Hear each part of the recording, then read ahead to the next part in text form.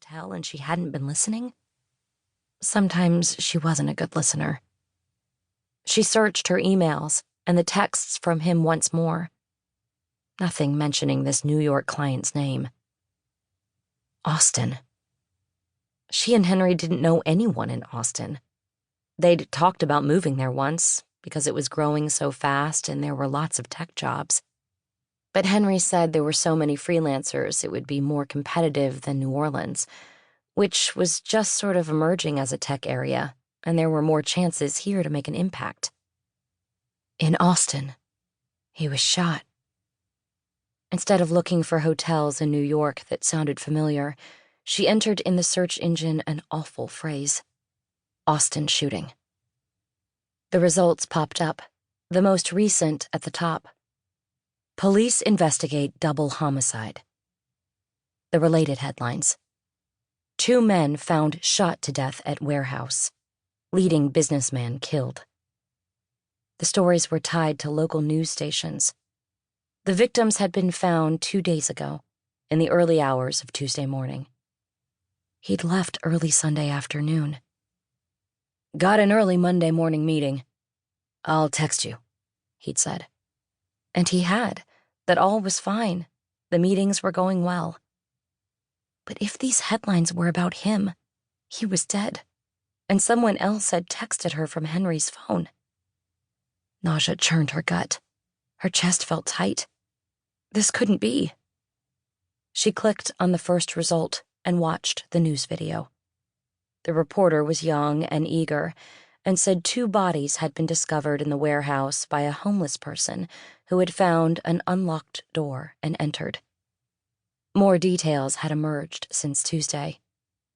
One of the men was named Adam Zhang, an entrepreneur of some note who had launched multiple startup tech companies in the crowded Austin landscape. The other man had not been identified.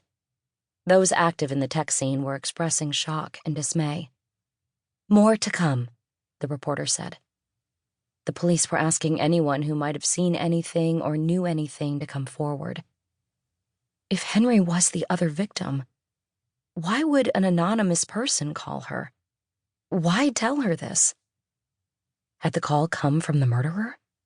Did the killer have Henry's phone? She started to shiver, her mind reeling in shock.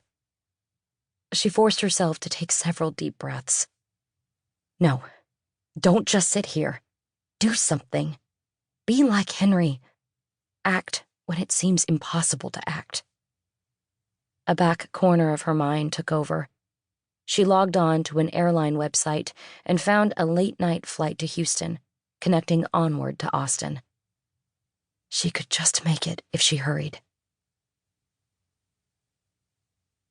Chapter 2.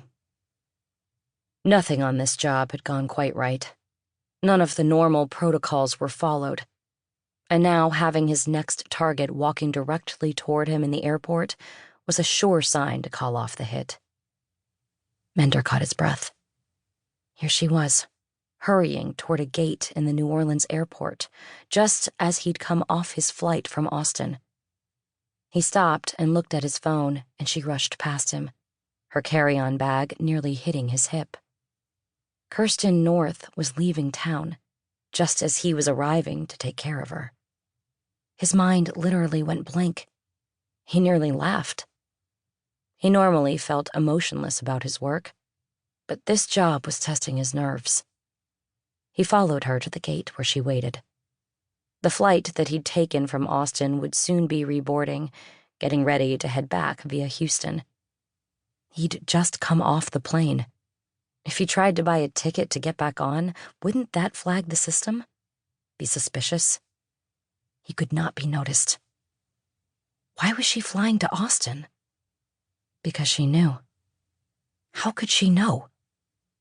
He watched her, but he was careful to flicker his gaze because a woman could sense a stare. She was shivering, anxious, like she'd gotten bad news. But that wasn't possible. Not yet. He saw there wasn't a change of crew. So if he got back on the plane, the flight attendants might notice him, might even jokingly comment. He had no idea how to trace her.